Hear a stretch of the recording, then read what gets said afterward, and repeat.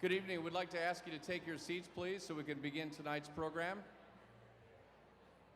Finish up your bids at the silent auction, and please take your seats so we can begin tonight's Invest in Ability dinner. We'll begin just shortly. Please find a seat. Thank you.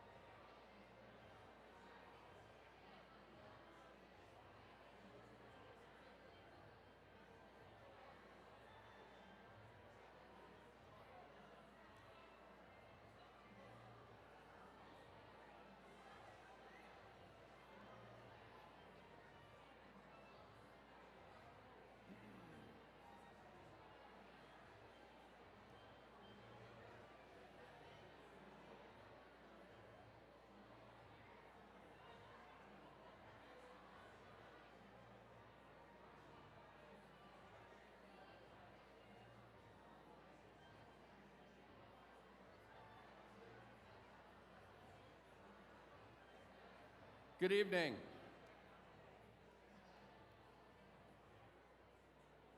Good evening.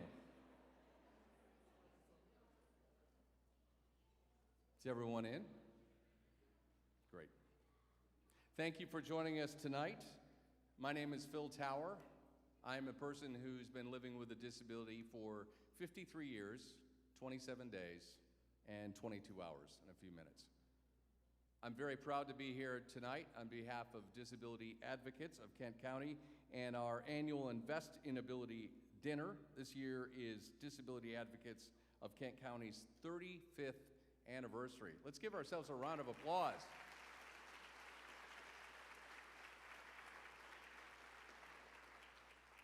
All right, the print's getting smaller, so my third crutch is coming on. We are thrilled tonight to be my script says this is going to be a wonderful evening, so I want to make sure you're all, there's no downers. This is all upbeat tonight, no politics tonight, yes.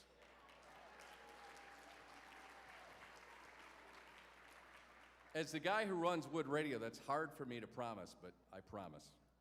I pinky promise. Because I love this group of people. This is such an honor, and every year Disability Advocates ask me to MC this event. I'm thrilled to be here. We're also thrilled to be honoring Meyer tonight, and this is really cool because Meyer is not only just a great institution here in West Michigan and a part of our everyday, it's the fabric of West Michigan. Meyer was born in my hometown of Greenville. I like to remind people of that, and they are the very well-deserving recipients of this year's Invest in Ability Award.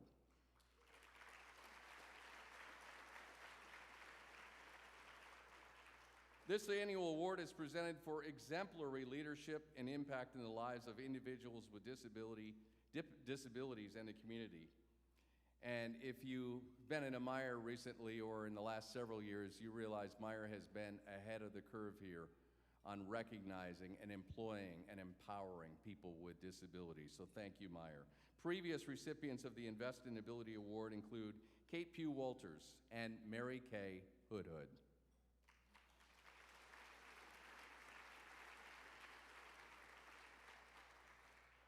This evening, we're also going to present the Discover Ability Award, presented to recognize leadership and advocacy of a young person here in Kent County making a true impact in the lives of others.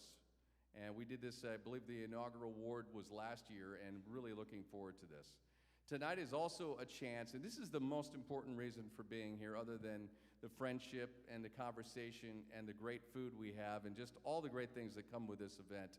This is a chance for you to hear some stories that are impactful, that are game changers, and will really help you understand what it means to live with a disability. And not only that, to understand what a huge difference and game changer disability advocates is, and why they are worthy of your attention and your support. Not only do I do this because I believe in this organization, I back it up with a check every year, and I hope you will as well too. I made a note. Thank you.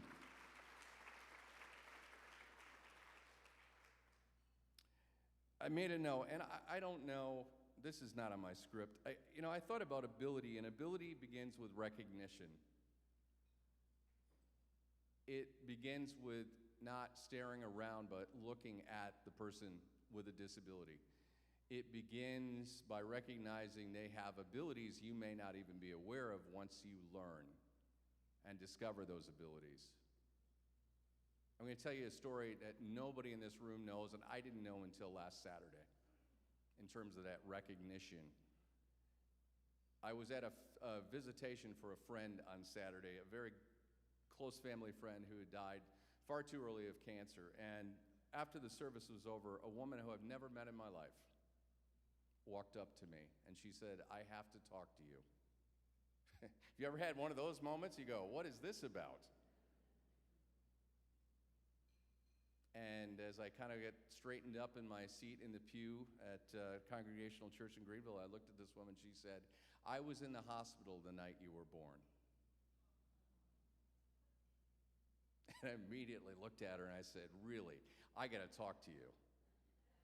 Because I got to tell you something, and I know you may be able to shed some light on this. I've told a lot of people, when I was a teenager, I was rummaging through stuff as teenagers do. I have my teenage son here tonight, so he understands that. And I found some cards that were sent to my mom and dad after my birth, and they were sympathy cards. And I thought, well, that's odd. I'm not dead. But I thought, isn't that interesting? And I had a conversation with my mom, and she was really great at explaining that's how things have changed. At that point, it was the 1980s. And she said, that's how things have changed. So I was talking with this woman who was so kind to walk up to me, and she said, "Yeah, that was quite a night." And I said, "I was told that I wasn't going to live through the night." She said, "Yep, that's true. But what I also learned was pretty interesting. She said, we took you to the nursery, and the other head nurses said, put him in the corner away from the other babies so they can't see him." I thought, well, that's not the recognition I was hoping for as a newborn entering the world. And it was really interesting. I thought, well, the good Lord gives us moments and opportunities like that. And she went on to tell a wonderful story about how within a number of hours, attitudes were changing, and people realized I wasn't going to die that night. And the physically deformed body I had was otherwise normal, at least as far as I know right now. And really what the point of the story was, I thought, that recognition is what really matters. And that analogy of being pushed in a corner has happened to so many of us. And if you're here tonight living with a disability, you know exactly what I'm talking about. And it happens figuratively, and it happens literally. So that the important point of tonight is understanding there is ability, but the ability begins with recognition. And that is all of our responsibility. So I thank you for being here tonight. I want to most importantly recognize the people who underwrite the cost of this great event, and we thank them for their generosity. First of all, thank you to Meyer and the Jander Noah Foundation and Comerica Bank. Thank you. Also, thank you to Blue Cross and Blue Shield and the Blue Care Network of Michigan. Thank you to Mary Freebed Hospital and Rehabilitation Services. Thank you to Jill Lane and William Payne. Thank you to Steelcase. And thank you to the Baylor Young Corporation. Thank you.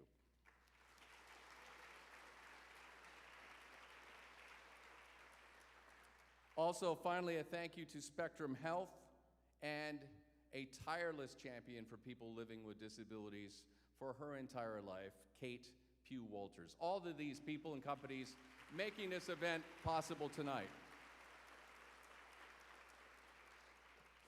All right, it's time to eat. Enjoy your dinner. We've got a great evening for you, some very inspiring stories. Thank you so much on behalf of all of us.